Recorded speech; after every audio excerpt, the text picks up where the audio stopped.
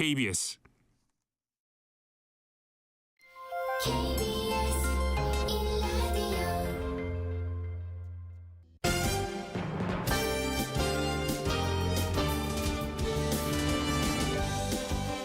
KBS 1라디오 KBS 1라디오 신성원의 오늘 세계는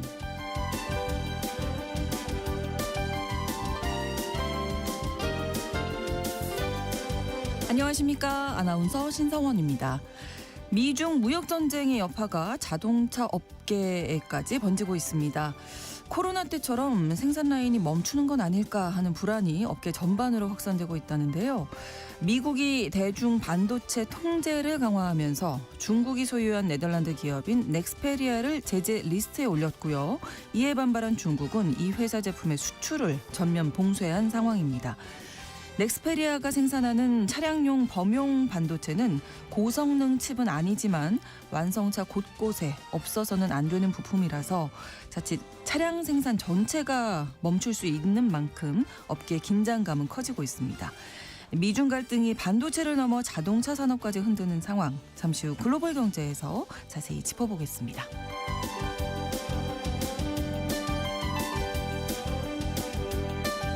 오늘 주목할 국제사회 뉴스 헤드라인 뉴스와 키워드로 정리해드립니다. 통신원 취재 수첩 미국 시카고 소식 준비하고 있습니다. 시카고는 로스앤젤레스, 뉴욕 등과 함께 이민자를 보호하고 지원하는 피난처 도시죠. 그런데 연방 이민세관 단속국의 강경한 단속 작전이 이어지면서 이민자들과 지역사회의 위기감이 최고조에 달하고 있다고 합니다. 자세한 상황은 통신원 연결해서 알아보겠습니다. 10월 23일 목요일 KBS 라디오 신성원의 오늘 세계는 시작합니다.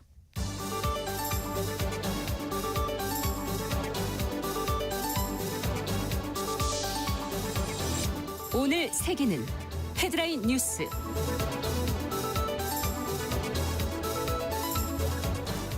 미국과 유럽연합이 북한의 미사일 발사가 불법적이라며 규탄했습니다. 미 국방부는 불법적이고 불안정을 만드는 행위를 자제할 것을 북한에 촉구한다고 밝혔고, 유럽연합 외교안보 담당 대변인도 북한은 평화와 안보를 위협하는 모든 불법적인 행위를 중단해야 하며 외교로 복귀하고 국제적 의무를 준수할 것을 촉구한다고 밝혔습니다.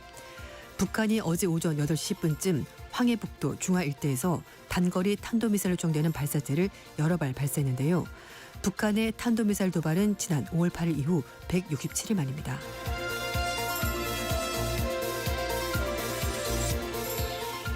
다카이치 사나에 일본 총리가 취임 첫날 일본 방위 정책의 근본이 되는 안보 3문서의 개정 검토를 지시했습니다. 일본 정부는 앞서 2022년에 안보 3문건을 개정하면서 2027년까지 방위 예산을 GDP의 2%로 증액하기로 합의했습니다. 이미 증액된 방위비 규모를 더 키우는 방향으로 개정이 진행될 것으로 보이는데요. 다음 주 예정된 미일 정상회담도 고려한 것으로 보입니다. 군사력 강화라는 일본 보수층의 오랜 수건이 급변하는 국제 정세와 동맹국인 미국의 압박과 맞물리면서 가속화하는 양상입니다.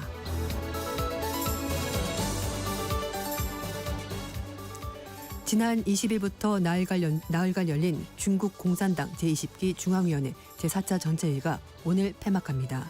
다음 주 경주 에이펙 정상회의 계기로 진행될 미중 정상회담을 앞두고 관세 전쟁이 격화되고 있는 가운데 중국은 최첨단 기술 혁신을 중심으로 한 향후 5년간의 경제 청사진을 제시할 예정입니다.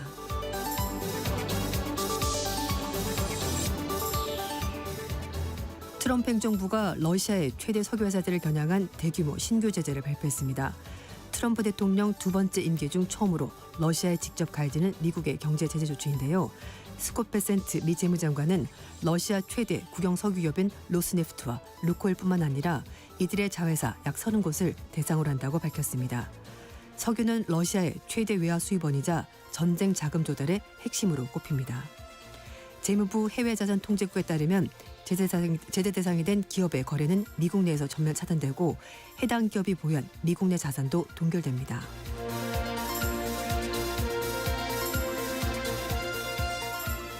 미국 뉴욕시 맨하탄 남부 버나가에서 연방 이민당국 요원들이 긴급 단속 작전을 벌여 아프리카 출신 불법 이민자 9명을 체포했습니다. 현지 시각으로 21일 오후 3시 20분쯤 뉴욕 맨하튼시 남부 차이나타운 인근에 있는 캐널 일대에서 마스크로 얼굴을 가린 이민세관국 요원들이 대규모 단속 작전을 진행했습니다. 국토안보부는 이번 단속이 불법 위조품 판매 등 범죄 활동과 연관됐으며 단속을 통해 불법 이민자 9명을 체포했다고 밝혔는데요. 체포된 9명은 말리, 세네갈 등 서아프리카 출신 이민자로 적법한 체류 신분을 보유하지 않은 것으로 밝혀졌습니다.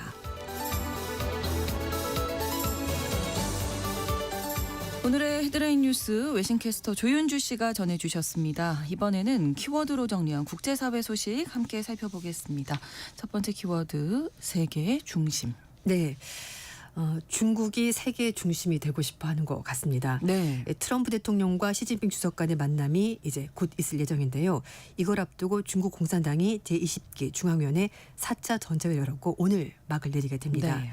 사중 전회에서 앞으로 5년간의 중국의 경제 청사진을 제시할 것으로 보이는데요.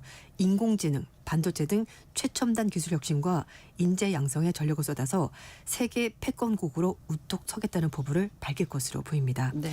우선 대외적으로 공개된 이번 회의 핵심 의제가 15차 5개년 경제계획 등과 관련한 논의가 이제 있을 것으로 보이는데요. 통상 폐막 때는 세부적인 내용은 공개되지 않고 계획안 대로 정식 승인도 내년 3월달 전국 인민대표대회 전인대에서 이루어지게 된다고 합니다. 이 코로나19가 끝나고 나서 중국이 수요 회복을 하지 못했고요. 부동산은 경기가 침체가 되면서 좀 장기적으로 경제가 좋지 못하는데 특히 여기에다가 중국이 올해 들어서 트럼프 대통령과 관세 정쟁을 벌이고 있고 그렇죠. 거기다가 각종 수출 통제까지 하면서 악재가 겹치고 있습니다. 이런 가운데 중국은 미래 비전으로 최첨단 기술을 통해서 중국 경제 발전을 끌어올리겠다는 것으로 말할 것으로 보이는데요. 네.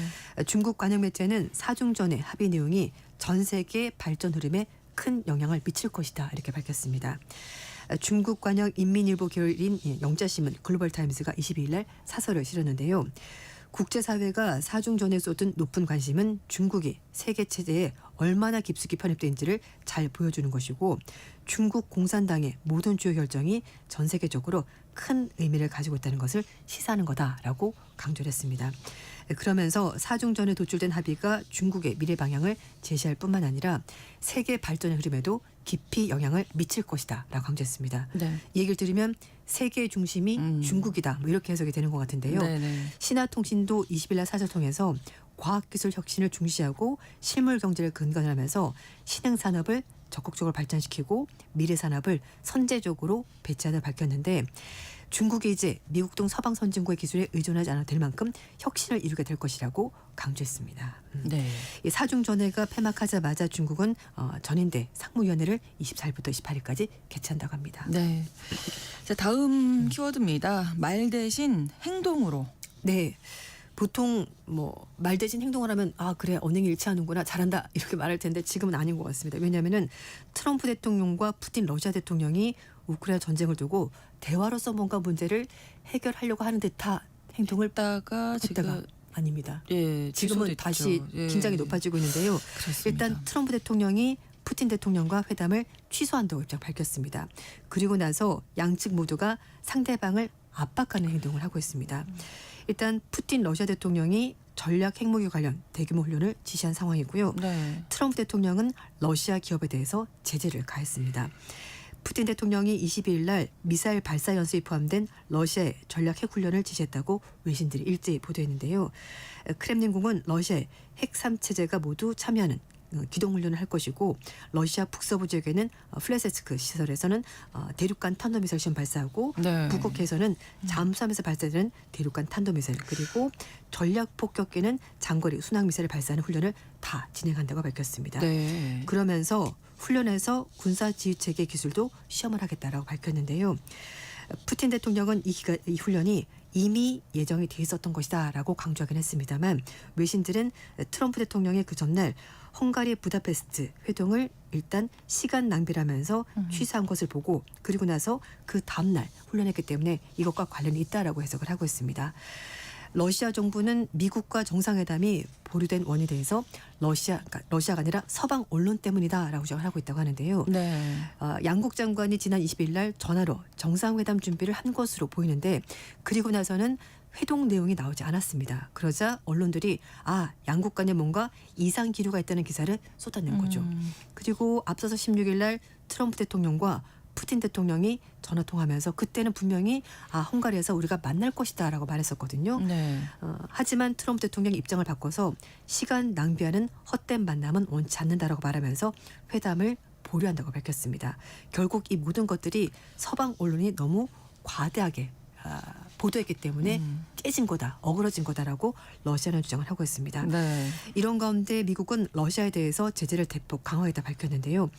최대 국영 석유업인 로스네프트 그리고 루콜 비롯해서 자회사 30곳을 제재 대상에 포함을 시켰습니다. 제재 대상에 포함이 되면은 미국과 거래할 수도 없고요. 그리고 해당 기업이 가지고 있는 미국 내 자산도 모두가 동결된다고 합니다.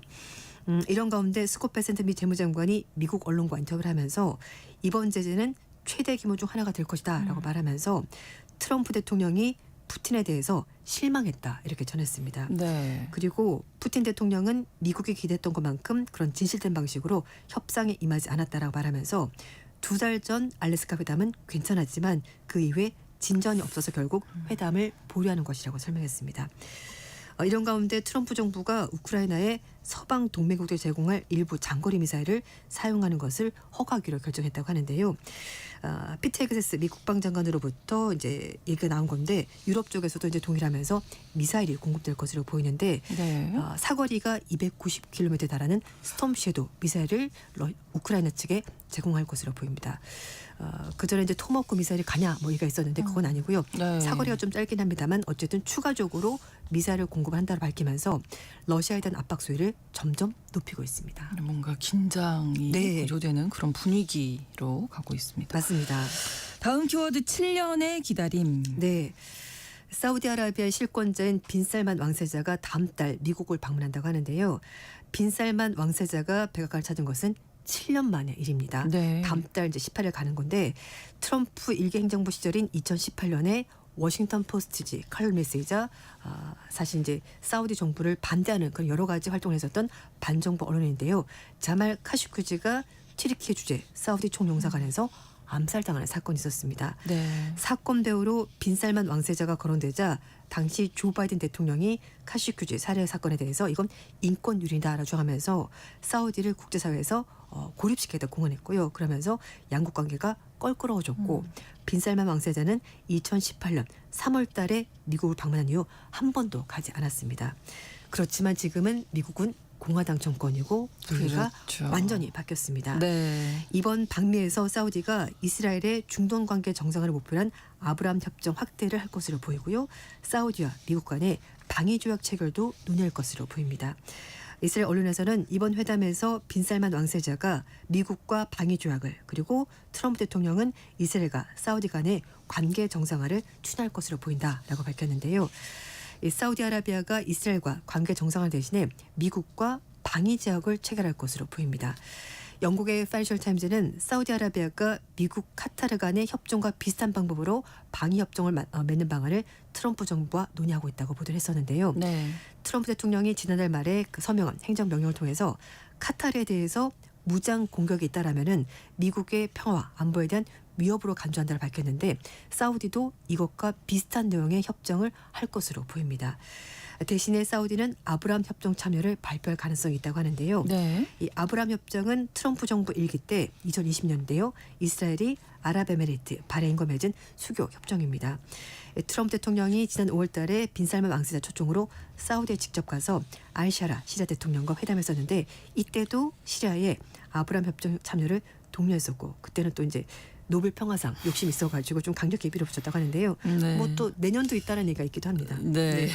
어쨌든 양자회담이 잘 될까는 좀 지켜봐야 될 것 같은데 그렇죠. 왜냐하면 사우디가 이스라엘과의 관계 정상화하려면 팔레스타인을 정식 국가 수립이 먼저 돼야 된다는 입장이기 때문에 이게 좀 약간 이견이 있는 거죠. 장애물로 남아있긴 합니다. 그렇습니다. 자, 다음 키워드 눈 가리고 아웅하기. 네, 미국 아마존이 직원 고용의 75%를 자동화하려는 계획이 확인됐다고 뉴욕타임스가 보도했습니다. 네. 그 말이 자동화인데요. 이건 사실 로봇이나 여러 가지 기계로 대체하게 되는 그런 의미가 되는 거죠. 겁니다. 그래서 네. 이제 이게 눈 가리고 아웅이 되는 건데요. 뉴욕타임즈가 입수한 내부 문건을 보면 아마존의 로봇팀이 2027년까지 미국에서 약 16만 명의 신규 인력 채용을 하지 않아도 되는 것으로 계산이 된다는 겁니다. 그러니까 로봇이 인력을 대체하게 되는 것이고요. 네. 이렇게 되면은 제품 한 개당 포장하거나 배송하는 비용을 약 30센트, 우론으로 430원 절감할 수 있다고 합니다. 사실 단위는 작습니다만 이게 볼륨이 크기 때문에 그렇죠. 금액이 커질 가능성이 있다는 건데요. 네. 아마존이 미국 내 직원 수를 2018년 이후 3배 이상 이제 추가하면서 120만 명에 달했습니다. 그렇지만 앞으로는 줄어들 가능성이 상당히 큰 것으로 보이는데 이런 식으로 자동화, 그러니까 로봇으로 인력을 대체하게 되면은요, 2027년까지 126억 달러, 우론으로 18조 원 정도 비용을 절감할 수 있을 것으로 회사는 예측을 하고 있습니다. 네. 지난해 아마존 경영진이 로봇 자동화로 몇 년간 미국에서 인력을 추가 고용하지 않으면 2033년까지 판매량을 무려 2배로 늘릴 거다라고 예상을 했다고 하는데요. 결국은 2033년까지 60만 명 이상의 신규 인력을 고용할 필요가 없게 된다는 의미가 되는 겁니다. 문건은 궁극적으로 아마존 운영의 75%를 자동화하는 것이라고 목표를 제시했다고 하는데요. 네. 이미 루이지애나주에 있는 슈브리포트 이 물류센터에서 미래형 모듈이 이제 운영이 되고 있다고 하는데 여기에 1,000대 로봇이 가동이 되고 있고 네. 자동화로 기존보다 25% 인력이 더 필요 없어지게 된 겁니다. 이런 시설들을 앞으로 40개 정도 더 계속 추가한다고 늘려나간다는 네, 맞습니다. 거니까요. 네. 심지어 아마존이 자동화 발생할 지역사회 일자리 피해에 대해서 효과적으로 대응하기 위해서 뭐 대응책도 마련했다고 하는데요. 네. 지역 행사에 아마존이 더 많이 참여하면서 우리는 굉장히 훌륭한 시민 기업입니다. 이런 이미지를 만든다는 겁니다. 네. 예. 뿐만 아니라 문건을 보면요. 로봇 기술을 논의할 때 자동화, AI 같은 용어를 쓰지 말고 첨단 기술 같은 단어를 써라. 그리고 로봇이란 단어 대신에 인간과 협업을 의미하는 코봇. 아, 예. 사람을 대체하는 것이 아니라 예. 같이 사람을 하는 도와주는 거다. 로봇을 우리가 쓰는 거다. 이제 이런 식으로 단어를 바꾸라고 얘기하는 겁니다. 아마존은 성명에서 해당 문건이 일부 부서 내부 초안이고 그리고 회사 전체 고용 전략을 대표하지 않는다라고 해명을 했다고 하는데요. 네. 하지만 2014년에 노벨 경제학상 수상한 에스모글로 교수의 얘기에 따르면 결국은 아마존이 수익성 있는 자동화 방법을 찾아낸다면 이거 다른 기업들 분명히 영향을 따라하게 될 받겠죠. 것이고 네, 네. 이렇게 되면은 결국 일자리 창출이 아니라 미국에서 일자리 파괴자가 바로 이 회사가 될 거라고 얘기를 했습니다. 네. 참 이거 어려운 문제입니다. 그러니까요. 안 쓸 수는 없고 네네. 회사 차원에서는 비용을 줄여야 되고 그렇다고 하면은 또 많은 인력들이 일자리가 일자리를 잃게 사라지게 되고 되는 거고요. 네. 예. 그렇습니다. 다음 키워드입니다. 마른 하늘의 날벼락. 네, 베트남 하면은 거리를 가득 채운 오토바이가 그렇죠. 먼저 떠오릅니다. 네, 저는 네. 안 가봐서 직접 보진 못했는데 어쨌든 예. 얘기를 들으면 굉장히 많다고 하던데요. 그런데 베트남 정부가 오토바이 금지 정책을 추진합니다. 오. 베트남은 오토바이 시장을 봤었을 때는 세계 최대 규모라고 하고요. 그렇군요. 특히 일본산 제품이 거의 대부분이라고 합니다. 그래서 일본 회사들에게 발등에 불이 떨어진 상황인데요. 그래서 일본 측에서 베트남 정부 쪽에 정책 재검토 그리고 유예 기간을 좀 주십시오라고 요구를 하고 있습니다. 주 베트남 일본 대사관은 지난 9월 달에 베트남 당국에 직접 서한을 보내서 갑작스럽게 금지 조치를 하게 되면은 오토바이 딜러 그리고 부품 공급업체 등 관련 산업들의 고용이 심각하게 위축될 수 있다라면서 다시 한번 더 고려해달라고 요청했다고 하는데요. 네. 이런 가운데 베트남 총리가 지난 7월 달에 대기 오염 수준이 매우 심각하다. 이거 어쩔 수가 없습니다. 오토바이가 사실 그렇죠. 전기 오토바이도 있긴 합니다만 네네. 지금 현재는 다시 그냥 이제 내연 네. 기관인데요. 그래서 이게 너무 심각하기 때문에 내년 중순부터 수도 하노이 시내에서 내연 기관 오토바이 운행을 전면 금지하는 행정명령을 발표한 겁니다. 네. 하노이를 시작으로 해서 2018년까지 전국적으로 확대한다는 것이 베트남 정부 방침이라고 하는데요. 2028년까지. 네, 맞습니다. 그래서 베트남 최대 도시인 호치민시도 내연차 운행 제한 계획을 시사한 바 있습니다. 그러니까 사실은 뭐 큰 흐름이라고 봐야 될 것 같습니다. 전국적으로 확대가 네, 되겠죠. 맞습니다. 베트남 인구 1억 명 중에서 80%가 오토바이를 가지고 있습니다. 그렇군요. 네. 이 중 대부분이 거기에다가 일본산인데요. 예. 혼다가 베트남 시장의 80% 차지하고 있습니다. 거의 뭐 독점이라고 해도 과언이 아닌데요. 그러네요. 그래서 베트남에서는요. 혼다가 오토바이의 대명사로 통할 정도입니다. 우리나라 현대자동차가 한때 세계 있었던 것처럼 그 정도 유명한데요. 예. 이렇게 7월 달에 금지 조치가 발표되고 나서 혼다의 베트남 판매량이 급감했습니다. 8월 달에는 전월 대비 22% 감소했고요. 네. 9월 달에도 전월 대비 두 자릿수 감소가 나타나는데 혼다는 전기차 경쟁에 밀리면서 오토바이 산업에 좀 의존도가 높아졌고요. 그래서 베트남 시장이 굉장히 중요했는데 그러네요. 베트남의 맑은 하늘을 만들기 위해서 혼다가 날벼락을 맞았습니다. 네. 이 혼다를 필두로 해서 야마, 스즈키 등 일본 업체들이 참여하는 오토바이 제조 협조 측에서는요. 네. 공급망 내 기업들의 생산 중단 그리고 파산 위험이 있다라면서 굉장히 걱정을 하고 있고 네. 그래서 협회 측에서는 이번 조치로 2,000개 딜러 그리고 200여 개 부품 공급업체 종사하는 근로자들 수십만 명이 영향을 받을 것이라면서 적어도 2년 또는 3년 정도 준비할 기간을 보장해 달라 이렇게 요구했다고 합니다. 네, 이게 환경 오염을 막기 위해서다라고 정부에서 얘기하는데 네. 사실은 자국 산업을 육성하기 위한 조치다 이런 해석도 있다고요. 네, 맞습니다. 대기 오염이 심각한 건 사실입니다. 그렇지만 핵심은 베트남의 전기 오토바이 산업을 육성하려고 하는 분석이 많다는 겁니다. 베트남에도 자동차 회사가 있습니다. 빈페스트 그리고 셀렉트 모터스 이런 회사를 있는데요. 네. 이런 베트남 회사를 중심으로 해서 전기 오토바이 인프라를 구축하는 것이 바로 베트남 정부의 보관이라는 건데 전기차 보조금과 공공 충전소 확충 같은 각종 지원책도 정부가 추진하고 있습니다. 결국 네. 이제 베트남 회사 쪽으로 이걸 옮겨가겠다는 건데 그렇게 보이네요. 네, 그래서 이번 조치의 최대 수혜자가 바로 빈페스트라는 회사입니다. 올 2분기에 전기 오토바이 및 자전거 판매량이 전분기 대비해서 55%나 증가했다고 하거든요. 네. 어쨌든 정부가 이렇게 팍팍 밀어주면은 회사가 쭉쭉 흐른 것 같습니다. 내연기관 금지 이후에 빈페스트의 전기 오토바이 구매량이 급증할 것이라는 얘기까지 나오고 있습니다. 그렇군요. 네. 예, 이렇게 시장의 구조가 또 바뀌지 네, 않나 맞습니다. 이렇게 생각이 됩니다. 오늘 여기까지 듣도록 하겠습니다. 헤드라인 뉴스와 키워드 외신캐스터 조윤주 씨와 함께했습니다. 고맙습니다. 네, 감사합니다. KBS 라디오 신성원의 오늘 세계는 1부 마무리하겠습니다. 11시 30분부터 일부 지역에서는 해당 지역 방송 보내드립니다. 또 위켄드의 I Feel Coming 함께 듣겠습니다.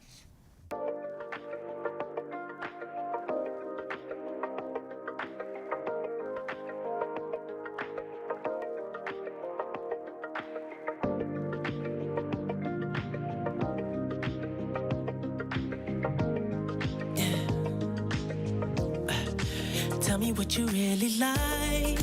Baby, I can take my time. We don't ever have to fight. Just take it step by step.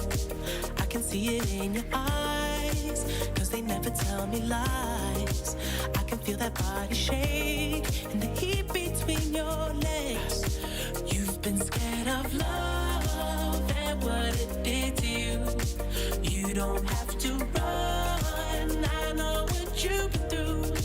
Just a simple touch and it can set you free. We don't have to rush when you're alone with me. I feel it coming. I feel it coming, babe. I feel it coming. I feel it coming, babe. I feel it coming. I feel it coming, babe. I feel it coming. I feel it coming, babe. You are not the single type, so baby, this the perfect time. I'm just tryna get you high, faded off this touch. You don't need a lonely night, so baby, I can make it right. You just gotta let me try to give you what you want. You've been scared of love and what it did to you. You don't have to run. I know what you've been through. Just a simple touch and it can set you free. We don't have to rush when you're alone with me. I feel it coming. I feel it coming, babe. I feel it coming. I feel it coming, babe. I feel it coming. I feel it coming, babe. I feel it coming. I feel it coming, babe.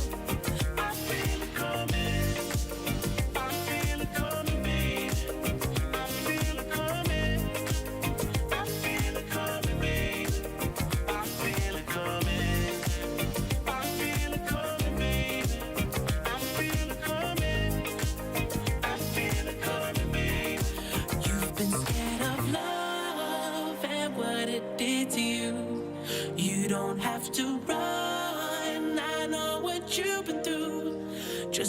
simple touch and it can set you free. We don't have to rush when you're alone with me. I feel it coming. 지금 시각은 11시 30분입니다. KBS Ladies and gentlemen. 국제사회의 다양한 뉴스를 한눈에 KBS 1라디오 신성원의 오늘 세계는 세계를 바로 보는 최소한의 투자입니다.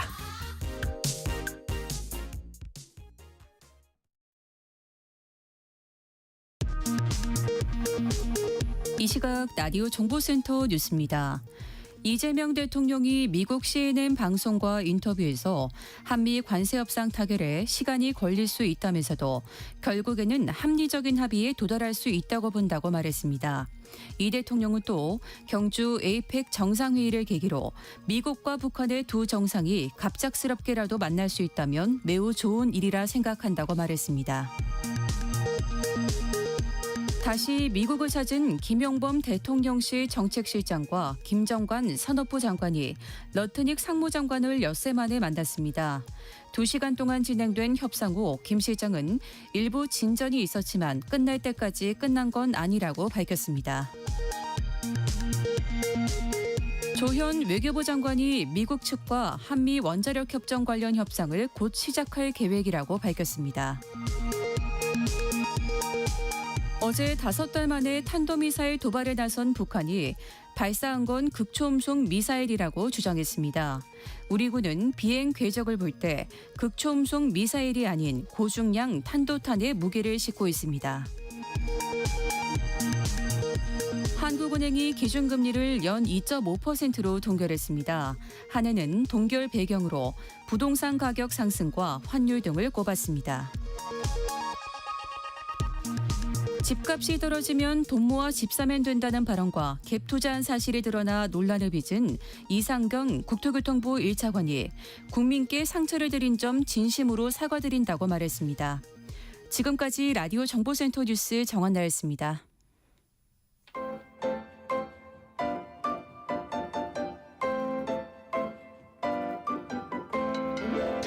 통신원 취재 수첩.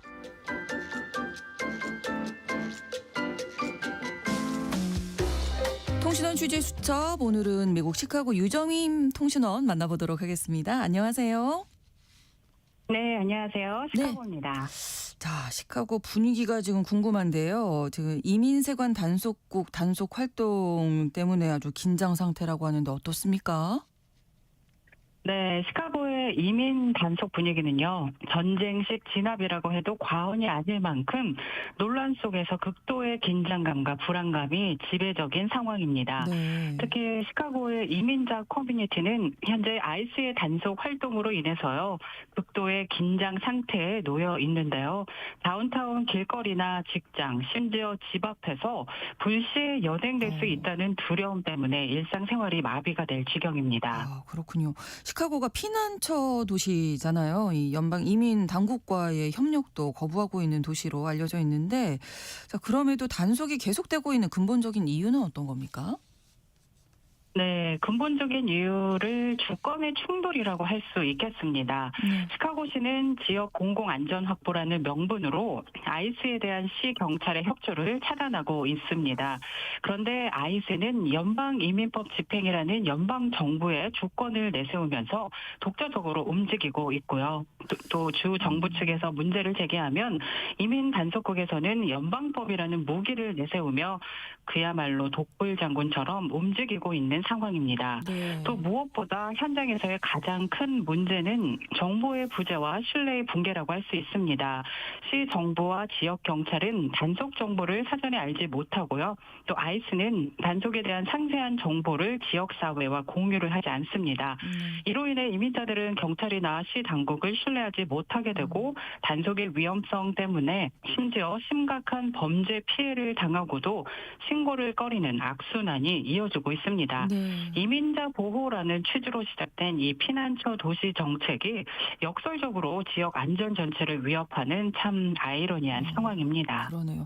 단속 과정에서 인명 사고도 발생했다고 하던데 이 사고에 대해서 이 지역사회 반응 또 이민세관 단속국 측의 입장 어떻습니까?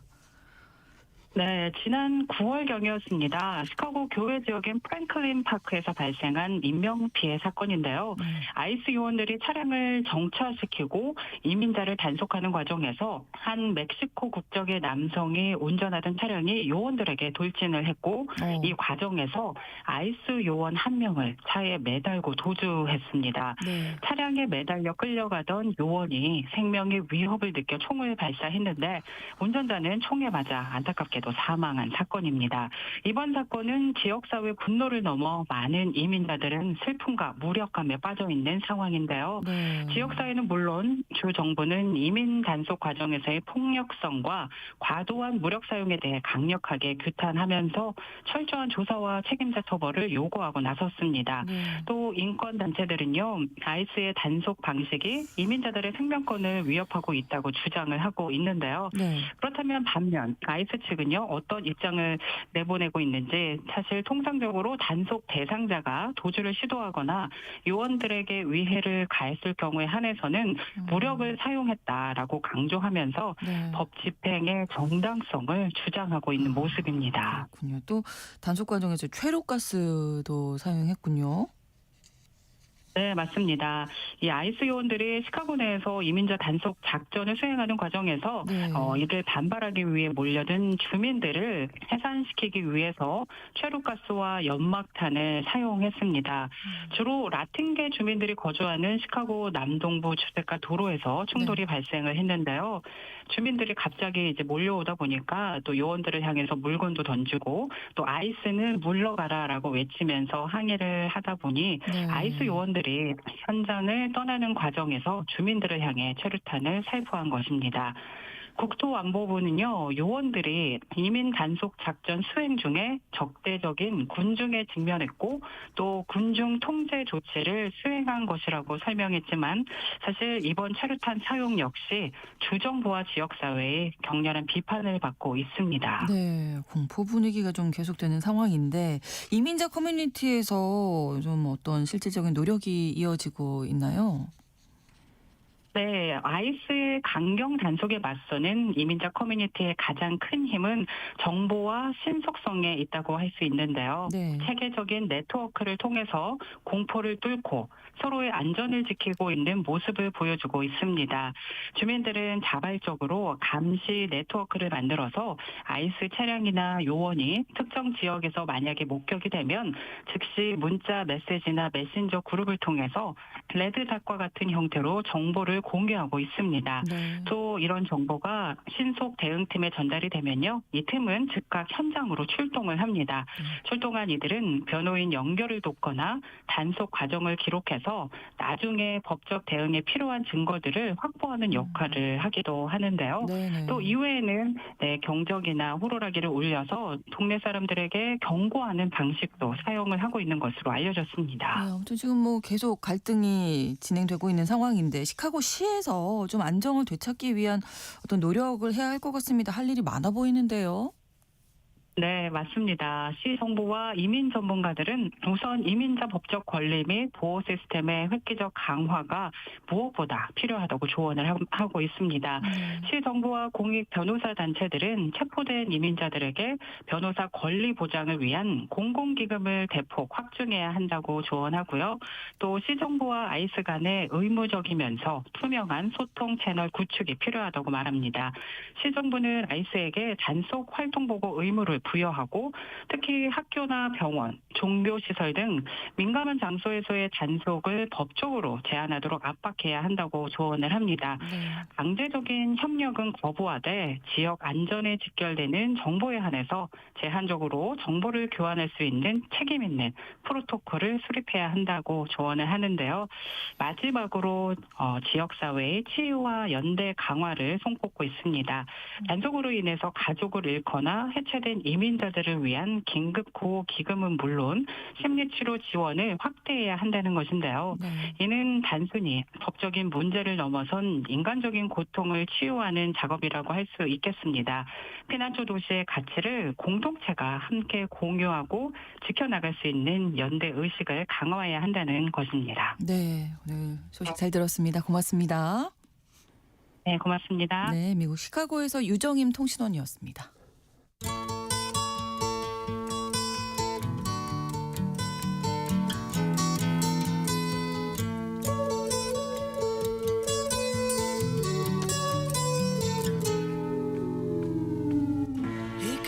전 세계 자동차 업계가 반도체 공급 부족 우려에 바짝 긴장하고 있습니다. 중국이 차량에 필수적으로 들어가는 반도체 수출기를 틀어 막았기 때문인데요. 지금 완성차 기업은 미중 정상회담이 열릴 에이펙만 바라보고 있는 상황입니다. 어떤 일이 벌어진 건지 또 어떤 빅딜이 성사될 수 있을지 오늘 글로벌 경제에서 짚어드립니다. 3프로TV 언더스탠딩 김상훈 기자와 함께합니다. 어서 오세요. 네, 안녕하세요. 예, 중국발 반도체 공급 부족, 이게 반도체 쇼티지라고도 하는데 어떤 뜻입니까?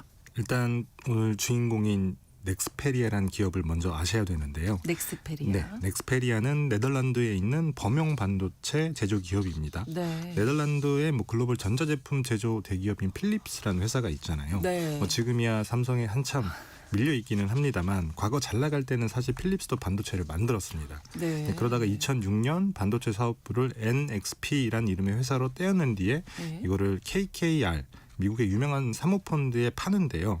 지금은 그래서 이 NXP는 여러 기관 투자자들이 지분을 나눠 들고 있습니다. 네. 이 NXP는 지금도 차량용 반도체 시장의 3강 중에 하나인데 넥스페리아는 이 NXP의 범용 칩 사업부였습니다. 그래서 이 넥스페리아의 주인이 바뀐 거는 네. 2017년이에요. 당시 NXP는 저부가 가치 범용 칩 사업은 접고 그다음에 고부가가치 그러니까 돈이 많이 되는 칩 중심의 비즈니스 모델로 탈바꿈을 시도하는데 네. 때문에 돈이 안 되는 범용칩 사업부 그러니까 넥스페리아는 중국 휴대폰 조립 기업인 윙테크라는 기업에 팔아버립니다. 예. 당시는 중국이 어떻게 보면 눈에 불을 켜고 반도체 기업들이 사 모을 때인 건데 네. 이런 상황에서 최근 들어 미국이 중국을 겨냥해서 반도체 봉쇄 정책이라고 하는 걸 폈고 그렇죠. 이것 때문에 지난달 말 네덜란드 정부가 넥스페리아의 경영권을 불시에 장악해버립니다. 보복 차원에서 중국이 넥스페리아의 범용칩 수출을 아예 막아버린 것이고요. 어쨌든 넥스페리아 네덜란드 기업인데 그렇죠. 예, 이게 어떻게 중국 기업이 수출을 막을 수 있는 건가요? 조금 이상하죠. 네. 중국이 자국으로 들어오는 네덜란드 수입을 막았으면 막았지 그렇죠. 네덜란드 기업의 수출을 막았다는 게 선뜻 이해가 안 되잖아요. 네. 흐름을 조금 잘 이해하셔야 되는데 일단 사건의 발단을 먼저 보시면 네. 발단은 지난 9월에 미국이 대중국 반도체 봉쇄 전략 을 강화하는 조치였습니다. 네. 미국이 지난해 12월에 넥스페리아의 모회사인 윙테크라는 기업을 미국산 기술 및 부품 공급망을 쓰지 못하도록 하는 수출 통제 대상으로 지정을 합니다. 이유는 중국 정부가 반도체 제조 역량을 갖추기 위해서 여러 해외 반도체 기업들을 인수하려고 호시탐탐 노리고 있는데 윙테크가 이걸 적극적으로 도왔다. 이런 거였습니다. 당시만 하더라도 사실 자회사인 넥스페리아에는 문제가 없었어요. 네덜란드 기업이기 때문에 그랬던 건데 그렇죠. 미국 입장에서는 이게 구멍이라고 생각했을 수도 있는 겁니다. 못했네. 그렇죠. 이렇게. 그래서 지난 9월에 제재 대상 기업이 50% 이상 지분을 보유한 자회사도 자동으로 리스트업이 되도록 규정을 개정해버립니다. 이게 11월 29일부터 발효가 되거든요. 네네. 그래서 네덜란드 입장에서 조금 난리가 난 거예요. 그렇죠. 그래서 넥스페리아가 만든 그 범용 칩은 유럽산 자동차를 비롯해서 전동 제품에 매우 광범위하게 쓰이거든요. 근데 미국 수출 통제 제재 대상이 되면 공급에 심각한 차질이 빚을 수 있기 때문에 그렇죠. 그래서 극히 이례적인 비상 조치를 내린 겁니다. 비상 조치 어떤 건가요? 조금 재밌는 법이 있던데 네덜란드의 상품 가용성 법이란 게 있습니다. 상품 가용성 법, 상품을 쓰게 하겠다 뭐 이런 거잖아요. 맞습니다. 조금 말이 어렵기는 한데 이 법은 세계 대전 이후 그다음에 냉전이 이제 막 시작이 됐던 1952년에 만들어진 법이에요. 전쟁 같은 비상 상황에서는 필수재의 사용 가능성을 확보하기 위해서 정부가 사유재산권을 침해할 수 있는 정도의 행정명령을 할 수 있도록 아주 광범위하고 구체적인 권한이 명시되어 있는 법입니다. 그래서 사실 네덜란드도 서구에 있는 자본주의, 민주주의, 자유민주주의 국가잖아요. 당연하게도 지금껏 한 번도 발동이 된 적이 없었어요. 근데 이번에 네덜란드 정부가 이 법을 처음으로 발동해서 넥스페리아 넥스페리아의 CEO이자 윙테크의 회장인 장쉐쟁이라고 하는 인물의 직무를 정지합니다. 그리고 윙테크가 보유한 넥스페리아의 주식 100%의 의결권을 독립적인 관리인의 통제에 두는 방식으로 경영권을 장악해버리고요.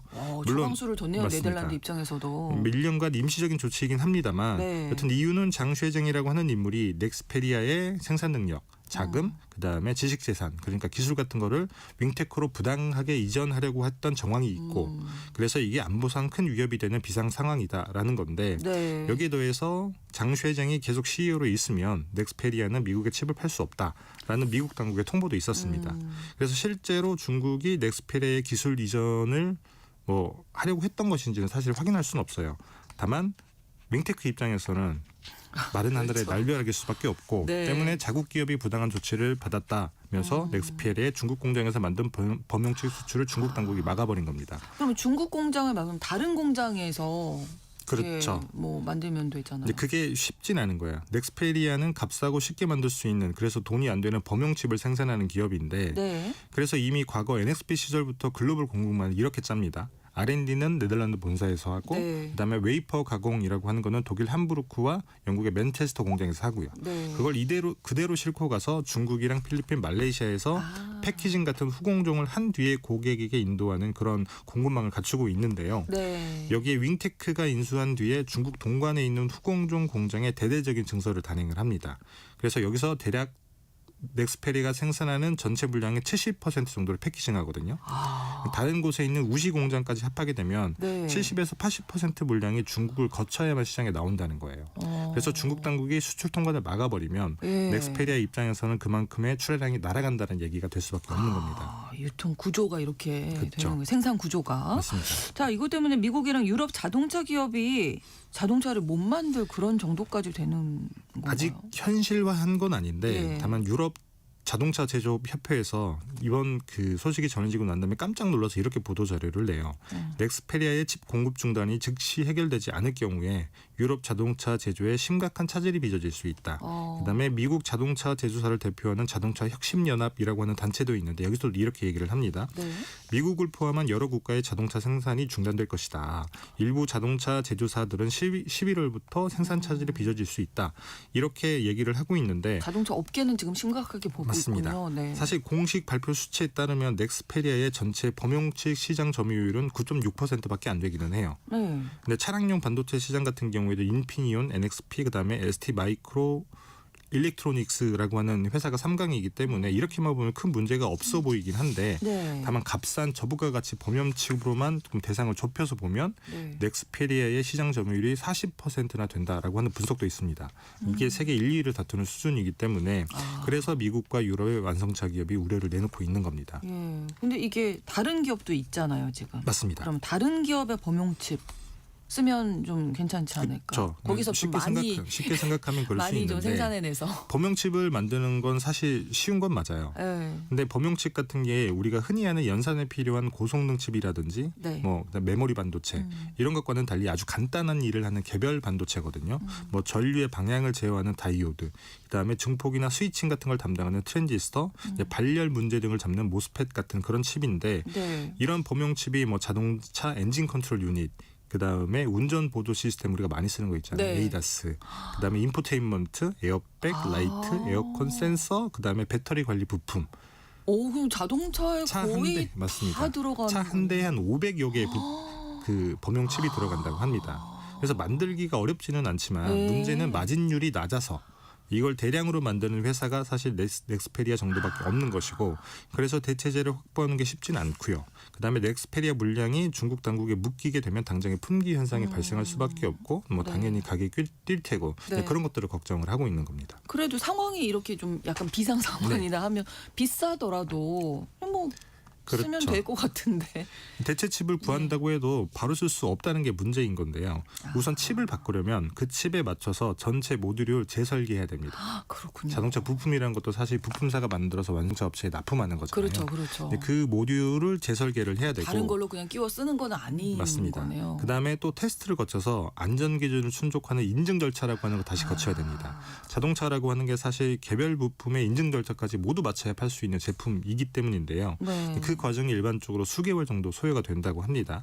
그래서 완성차 업체가 우려하는 건 재고가 충분하지 않다라고 하면 그 수개월 동안에 공백이 생길 수 있다는 것이고요.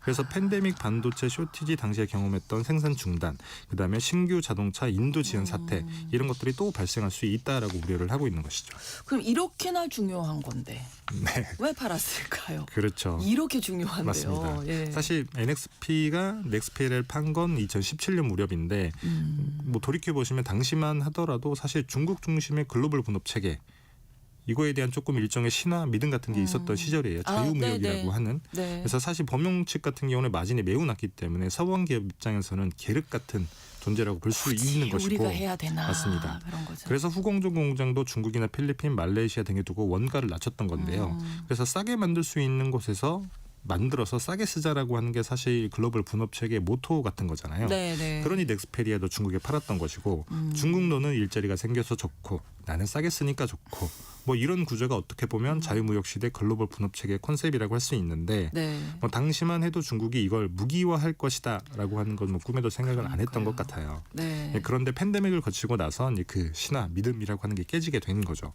중국은 공급망을 쥐고 있게 되면 서방 국가들을 흔들 수 있다라고 하는 걸 매우 잘 알게 됐고 예. 그래서 실제로 미국이 목줄을 죄어오자 뭐 공급망을 무기하고 있기도 하죠. 대표적인 게 히토리유고요. 히토류가 그렇죠. 그렇다 보니까 최근 들어서 이런 필수 원료나 제품의 공급망을 중국 기업이 장악하는 걸 견제하는 움직임이 시작이 됐습니다. 네. 늦은 감이 있는 거죠. 예, 한 5, 6년 사이에 정말 세상이 많이 변했다. 맞습니다. 이런 생각이 드는데 네. 넥스피리아 말고 또 어떤 다른 사례가 있을까요? 2022년에도 영국에서 비슷한 일이 있었는데요. 넥스페리아가 2021년에 영국 최대 반도체 제조업체인 뉴포트 웨이퍼 팹이라고 하는 기업을 인수한 적이 있습니다. 네. 그런데 1년 반이 지나서 영국 정부가 이 국가 안보를 침해했다라는 이유로 넥스페리아의 지분을 매각하라라고 하는 강제 명령을 내려요. 2022년에 발효된 뭐 법을 소급 적용해서 강제 매각시키는 건데 네. 당시에도 뭐 이번 넥스페리아 사태와 같이 미국에서 공개적으로 이렇게 얘기를 합니다. 넥스페리아의 뉴포트 웨이퍼 팹 인수를 우리는 안 된다고 생각한다. 그러니까 영국 정부에서 거래 차단을 해라 이렇게 촉구를 하기도 했는데요. 네. 우리나라에서도 2022년에 매그나칩이라고 하는 반도체 회사가 중국 사모펀드에 팔릴 뻔한 적이 있습니다. 근데 그때 당시에도 미국 정부의 반대로 매각이 무산되기도 했고요. 네. 2023년엔 프랑스가 중국 기업이 지배하는 반도체 기술 기업 오미게 지분을 압류하기도 했습니다. 그렇군요. 네. 우리나라도 지금 걱정해야 하는 그런 상황이고 우리나라도 이제 자동차 산업이 중요하니까. 매우 중요하죠. 네. 관련해서 우리나라도 산업통상자원부에서 영향 파악에 들어가긴 했습니다. 뭐 네. 다행이라면 다행인 게 우리나라는 그래도 완성차나 부품 업체가 조금 대비가 되어 있는 것 같다. 오. 이렇게 얘기를 하더라고요. 네. 뭐 범용 칩에 뭐 재고를 충분히 확보했을 수도 있고 예를 들면 더블 소싱이라고 하는데 똑같은 모듈이라고 하더라도 넥스페리아가 쓰는 범용 칩을 넣은 모듈 그리고 다른 모듈 아.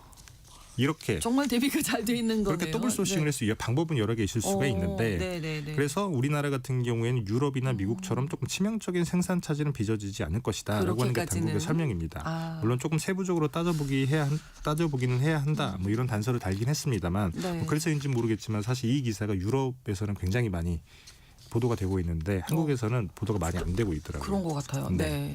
여튼 만약에 정말 그렇다라고 하면 우리나라 자동차 산업은 반사 이익을 조금 누릴 수 있기도 합니다. 오히려요. 팬데믹 반도체 쇼티지 당시에도 현대기아차 등 우리나라 완성차 업계가 조금 대비를 잘 해놔서 상대적으로 시장 점유율을 늘리는 효과가 있었다고 하더라고요. 네. 만약에 넥스페리아 쇼크가 장기화하면 그 같은 결과가 또 나올 수도 있다고 볼 수도 있는 거죠. 그렇군요. 근데 우리로서는 다행이긴 한데 네. 이게 뭐 길어져서 좋을 건 없잖아요. 맞습니다. 사실 해결 방법 어떻습니까? 쉽진 않아 보여요. 네덜란드 당국이랑 중국이 협상을 하고 있다고는 하는데 뭐 네. 둘이 이해관계자이기 때문에 그런 것이죠. 근데 사실 이번 사태의 본질은 미국이랑 중국의 패권 다툼의 결과인 거잖아요. 네. 결국에는 미국이 반도체 봉쇄를 조금 헐겁게 풀고 그다음에 중국이 그에 발맞춰서 히토리 수출 통제를 조금 터주는 식의 합의가 이루어져야 되는데 네. 문제는 뭐 뉴스 보시는 분들 알겠지만 최근에 둘 다 봉쇄망의 끈을 바짝 조이고 있잖아요. 그렇습니다. 뭐 그래서 트럼프 대통령이 굉장히 참. 조금 강도 높게 비판을 하고 있기도 하고 예. 그래서 이달 말 경주에서 열리는 APEC 정상회의가 그렇죠. 분기점이 될 다음 것이다. 주가 세계의 눈과 귀가 경주로 맞습니다. 쏠립니다. 그래서 여러모로. 트럼프 대통령이랑 시진핑 주석이 만나서 뭐 허그를 한다. 그러면 극적으로 빅딜이 이뤄질 가능성이 있는 것이죠. 그렇죠. 사실 트럼프 대통령도 그렇게 기대를 하고 있다라고 밝히고 있기도 하고요. 네. 다만 뭐 결과가 어떻게 나올지는 사실 아무도 알 모르는 수가 상황이죠. 없는 건데 언제는 다음 주까지 좀 맞습니다. 기다려 봐야 되겠습니다. 글로벌 경제 3프로 TV 언더스탠딩 김상훈 기자와 오늘도 함께했습니다. 고맙습니다. 네, 감사합니다. 끝곡으로 저니의 Faithfully 전해드리면서 KBS 라디오 신상원의 오늘 세계는 마치겠습니다. 내일 오전 11시 5분에 다시 뵙겠습니다. 고맙습니다.